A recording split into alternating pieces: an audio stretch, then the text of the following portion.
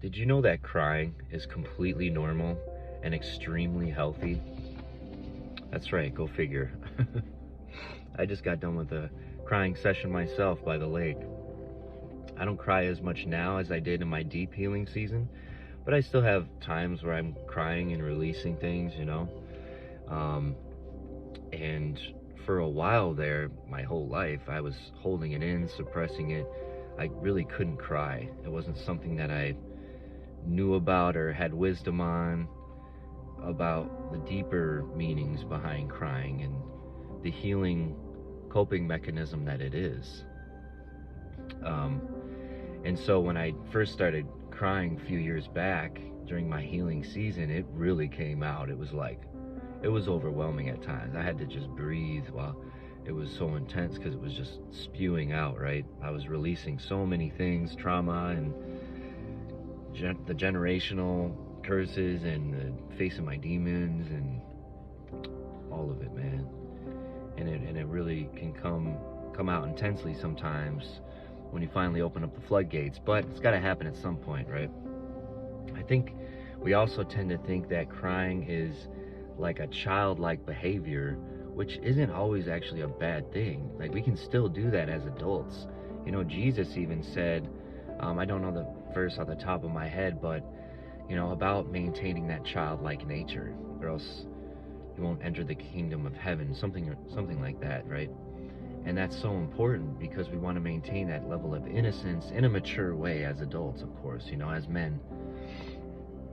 And so it kind of seems like it's a lost art in a way. Like we lose it as we grow up for some reason, But then when you get into your healing season and you're suffering from something, then you get back into the lost art of crying, and you learn that skill as an adult. And it's such an amazing coping mechanism. It's such a natural healing tool that God gave us. We have all these man-made tools out there of man trying to figure it out, and then we have the things that are built in, and crying is like extremely powerful. Oh my goodness, nothing compares to crying. When you're crying out to God and kind of combining with prayer, right? I mean, nothing beats that as far as healing goes. That's it, because you're surrendered, you're releasing, you're connected with God. It's amazing, And so I think it's important as men to just get rid of the shame that we have about crying.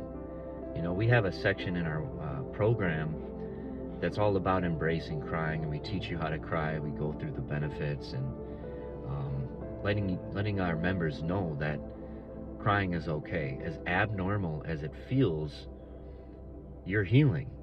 And so the more you just let it happen and embrace it, as uncomfortable as it can be and as intense as it can be, and it really is coming out, the more you can embrace it, then the faster it will come out, and the more you'll be able to move on, But I think it's when we fight it from trying to be men and all tough and stuff, which there's a season for that too, in a sense, that we tend to kind of block it and, suppress it. But it's like, now's the time to not suppress it for a season. Some members have a fear that they'll just be crying forever, and that's not how it is. The tears do dry up in time, and the seasons change, and you move on to a season. Then, when you heal and you step into healing, you move into a season where you're not crying as much. But now is the time to actually embrace this crying season. Embrace the rain, and then what happens? The rain brings the new. The rain feeds the plants, and the new springs forth from the darkness where the seed is planted. And it's a beautiful thing when God moves like that for us in our lives. So crying is completely normal. It's healthy. We really need to embrace it, and all of the health benefits, the mental, spiritual, and physical health benefits of crying. We really need to embrace this lost art and normalize it, All right, y'all. Those are my thoughts on crying. Thanks for tuning in. God bless.